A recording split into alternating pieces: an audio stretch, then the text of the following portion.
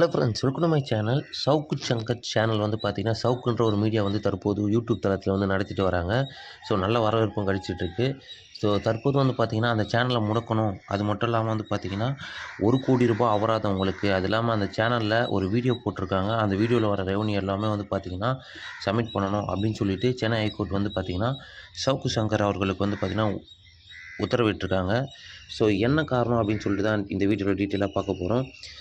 சவுக்கு சங்கர் அவர்கள் வந்து பார்த்திங்கன்னா, லைக்கான்ற நிறுவனத்தை பற்றி கொஞ்சம் தவறுதலா பேசியிருந்ததுனால, அவங்க வந்து பார்த்திங்கன்னா, ஹைகோர்ட்டில் வந்து கேஸ் போட்டிருந்தாங்க இவர் மேலே. ஆல்ரெடி இவர் மேலே வந்து பார்த்திங்கன்னா, ஜி ஸ்கொயரில் ஏடாகூடமாக பேசிட்டார் அப்படின்னு சொல்லிட்டு, ஜி ஸ்கொயர் நிறுவனம் கேஸ் போட்டிருந்தாங்க. ஸோ அதுக்கு வந்து பார்த்திங்கன்னா, இவர் மன்னிப்பும் கேட்டிருந்தார். ஸோ அதேபோல் தற்போது வந்து பார்த்திங்கன்னா, லைக்கா நிறுவனம் உதயநிதியோட ரெட் ஜெயண்ட் இன்ஃப்ளூயன்ஸோடு தான் வந்து பார்த்திங்கன்னா, பினாமி போல் நடந்துகிட்ருக்கு, அவங்களுக்கு ஏது இவ்வளோ பணம் அப்படின்னு சொல்லிட்டு ஒரு வீடியோ போட்டிருப்பாரு. ஸோ அதை பேஸ் பண்ணி வந்து பார்த்திங்கன்னா, இவங்க கம்ப்ளைண்ட் ரைஸ் பண்ணியிருக்காங்க.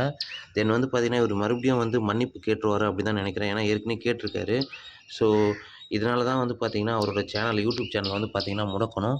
தென் அது மட்டும் இல்லாமல் வந்து பார்த்திங்கன்னா, அந்த நிறுவனம் தொடர்ந்த வழக்கில் நீங்கள் வந்து ரூ. 1,00,00,000 வந்து அவங்களுக்கு வந்து நஷ்டீடு தரணும் அப்படின்னு சொல்லிட்டு சென்னை ஹைகோர்ட் வந்து இப்போது தீர்ப்பளிச்சிருக்காங்க. ஸோ நெக்ஸ்ட்டு வந்து பார்த்திங்கன்னா, இவர் மேல்முறையீடு பண்ணுவாரா?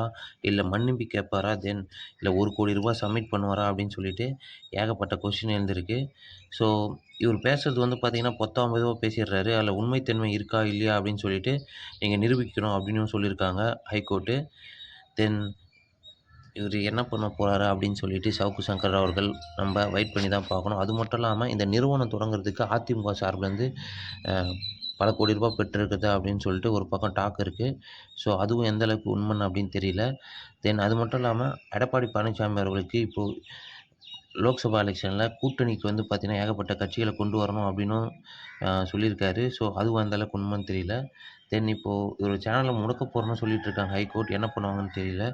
தென் அவர் சேனலை முடக்குவாங்களா? தென் இவர் மன்னிப்பு கேட்பாரா? கேட்க மாட்டாரா? அப்படின்னு சொல்லிட்டு கமெண்ட்டில் சொல்லிவிட்டு போங்க. சவுக்கு சங்கரை பற்றி உங்கள் கருத்து என்னன்னு சொல்லிட்டு கண்டிப்பாக கமெண்ட்டில் சொல்லிட்டு போங்க. தேங்க்ஸ் ஃபார் வாட்சிங் திஸ் வீடியோ.